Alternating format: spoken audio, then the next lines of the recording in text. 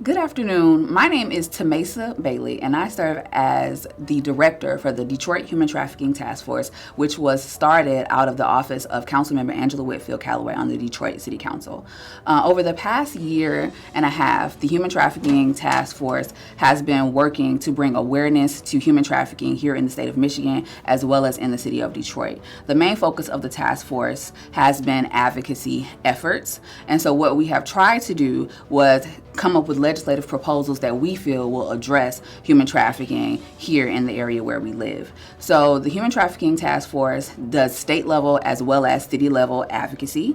Just recently, we traveled to Lansing, to the Michigan State Capitol, to advocate for 3 legislative initiatives that we feel can address human trafficking. The first of which was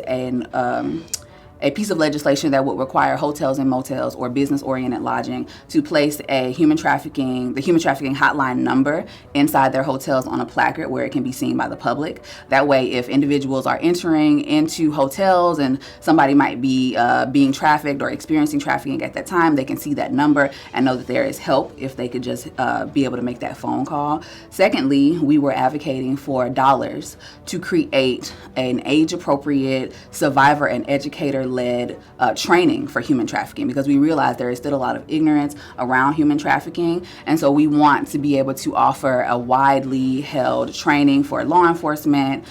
individuals who work in the criminal justice system, and really anybody who might come in contact with individuals who have experienced human trafficking. And the third piece of legislation is regarding record restriction for individuals who have been trafficked. So as you might know, individuals who have been trafficked may be forced to sell drugs, they may be forced to steal things, they may be forced to do a lot of things that are criminal because of the situation that they are in. And also they can get charged with soliciting just for being involved in human trafficking, even though they were not doing it willingly, they're doing it at the behest of someone else. And so we want these individuals to receive record restriction and a certificate of actual innocence, so that these crimes that they were forced to do don't stay on their record, so that they are able to get jobs, are able to apply for student loans, and really are able to just continue on their life without the things that they did while they were being trafficked hanging over their head. So we are strongly advocating for those 3 things in Lansing. At the city level, we have an ordinance that's going through City Council right now that would require hotels and motels within the city of Detroit to place the human trafficking hotline number within their hotels,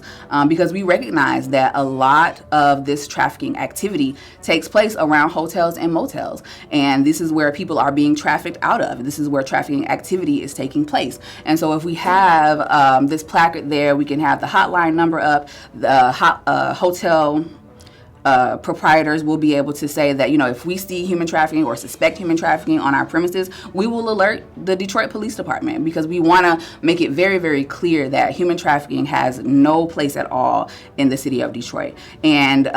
it's the first day of the NFL draft here in Detroit. And we know that when people flood into our city, when people come, that there is a large possibility for an increase in human trafficking. And so recently we just attended a training where they let us know some things to look for. So if you are in a position and you work in a hotel or a place where there are a lot of people coming in and out, and you see suspicious activities such as a very, very young woman who is traveling with a man who's much older than her, or if you see a woman coming in without luggage, or if you see someone with bruises, or there's something suspicious is happening that you just don't understand, they were teaching us how to look at those things and report and call the human trafficking hotline, call DPD, alert your superior